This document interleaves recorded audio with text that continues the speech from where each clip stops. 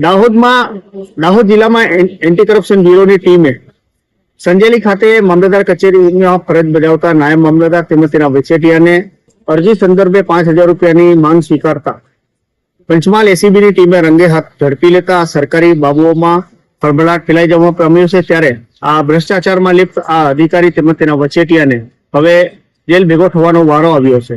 વાત છે સંજેલી મામલતદાર કચેરીમાં એક અરજદારને મિલકત સંબંધે દારપણાના દાખલાની જરૂરિયાત હોય તેને મામલતદાર કચેરીનો સંપર્ક કર્યો હતો, જ્યાં ઉપસ્થિત કર્મચારીઓ તેને અરજી કરવાનું જણાવતા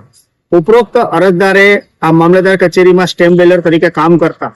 મેહુલ કુમાર બારિયા રહેવાસી બ્રાહ્મણ તાલુકો જિલ્લો સંજેલી તેનો સંપર્ક કરતા તેને અરજી તૈયાર કરાવી હતી અને ત્યારબાદ એ અરજી કરાવ્યા બાદ 5 દિવસ સુધી કોઈ એના પર કાર્યવાહી ન થતા આ અરજદારે કચેરીમાં પૂછપરછ કરતા કચેરીમાંથી તેમને એવું જણાવ્યું હતું કે ઉપરોક્ત જે લાંચ માંગનાર નાયબ મામલતદાર મેહુલ રાજપાલને મળવાનું જણાવતા બીજા દિવસે અરજદારે આ ઉપરોક્ત સર્કલ ઓફિસર મેહુલ રાજપાલ છે તેમને મળ્યા હતા।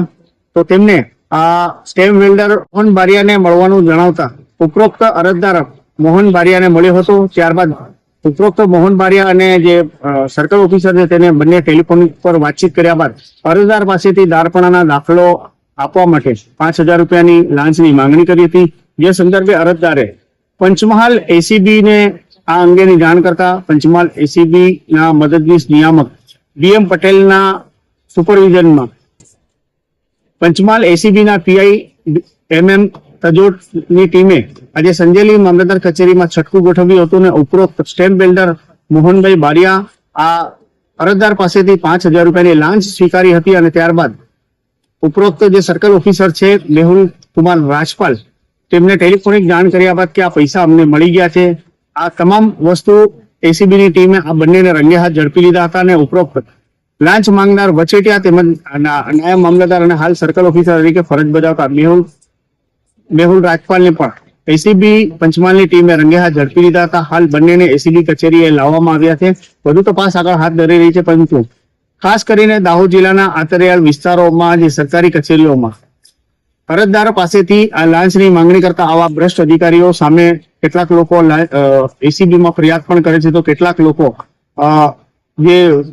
લાંચની માંગણી કરે છે તેમને આપી પણ દે છે, પરંતુ આવા કેટલાક જાગૃત નાગરિકો પણ હોય છે જે લાંચની રકમ ના આપવાના શરતે જે એસીબીની ટીમનો સંપર્ક કરે છે અને આવી રીતે ભ્રષ્ટ અધિકારીઓને ખુલ્લા પડે છે। તેવું જ આ સંજેલી મામલતદાર કચેરીમાં થયું છે। એક અરજદારે દારપણાના દાખલામાં 5,000 રૂપિયા ન આપ્યા અને તેને ઉપરોક્ત